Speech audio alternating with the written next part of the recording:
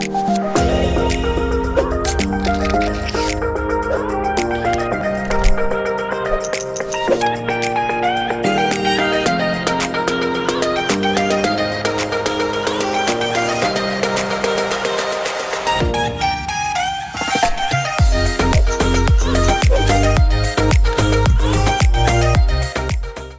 ini kita akan mengenal tentang klasifikasi atau pengelompokan makhluk hidup.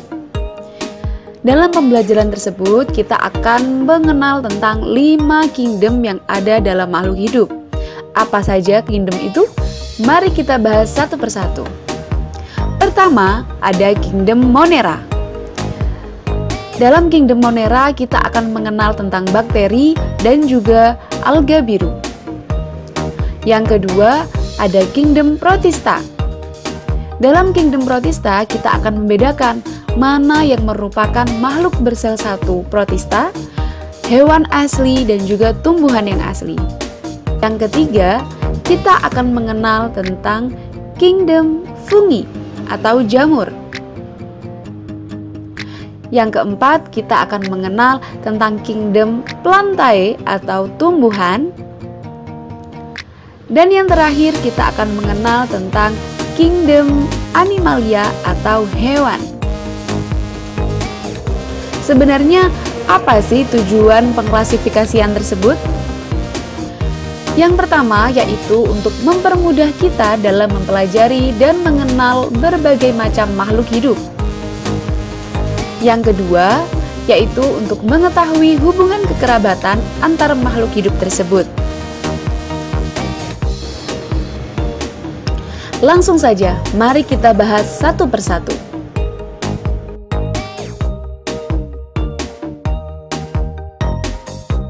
Kingdom Monera.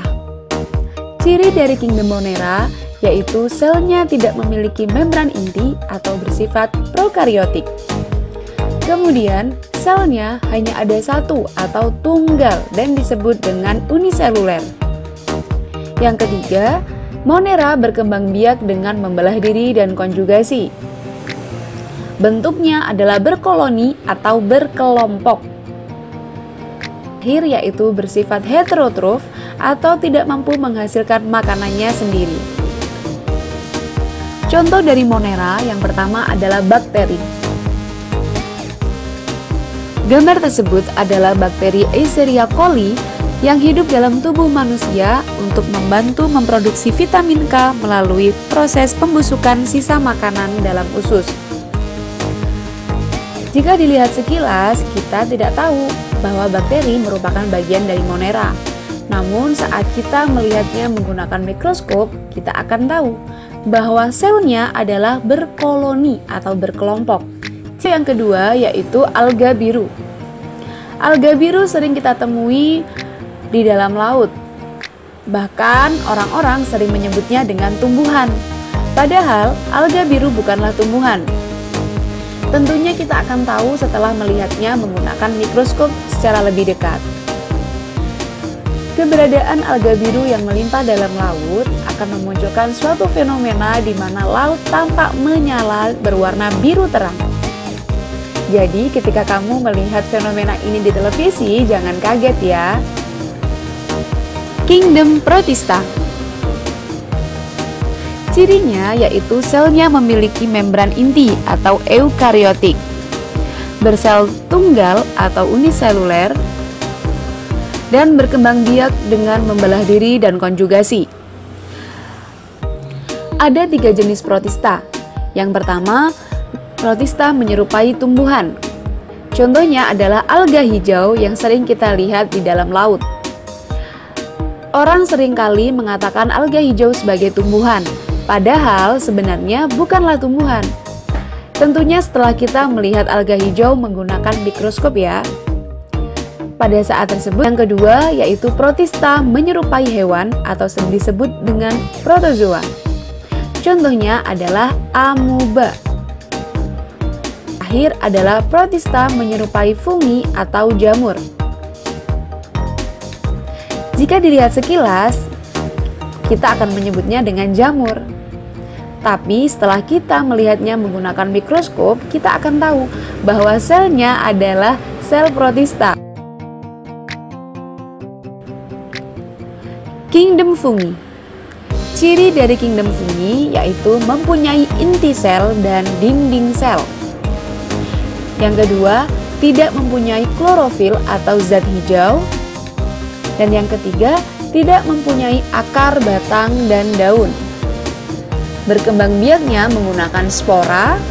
Dan yang terakhir bersifat saprofit atau memperoleh makanan dengan cara menguraikan bahan organik lain yang sudah busuk atau mati. Tentunya kamu penasaran bukan? Apakah jamur itu merupakan tumbuhan atau tidak? Nah, yang benar, jamur bukanlah tumbuhan. Jamur termasuk dalam kingdom fungi yang tidak memiliki akar, batang, dan daun sejati. Sedangkan tumbuhan termasuk dalam kingdom plantae dan memiliki akar, batang, serta daun sejati. Ada 6 jenis jamur. Pertama yaitu Chytridiomycota atau yang sering kita temui sebagai jamur payung. Yang kedua, Zygomycotina. Jamur ini sering kita temui pada permukaan roti atau tempe yang sudah membusuk. Yang ketiga, Ascomycotina. Jamur ini sering kita temui pada permukaan tape sebagai akibat dari proses fermentasi menggunakan ragi. Glomeromycota. Kelima, Basidiomycotina merupakan salah satu jenis jamur yang paling banyak dikonsumsi oleh manusia, seperti jamur kuping, jamur tiram, jamur merang, dan jamur kancing. Terakhir yaitu Deuteromycotina.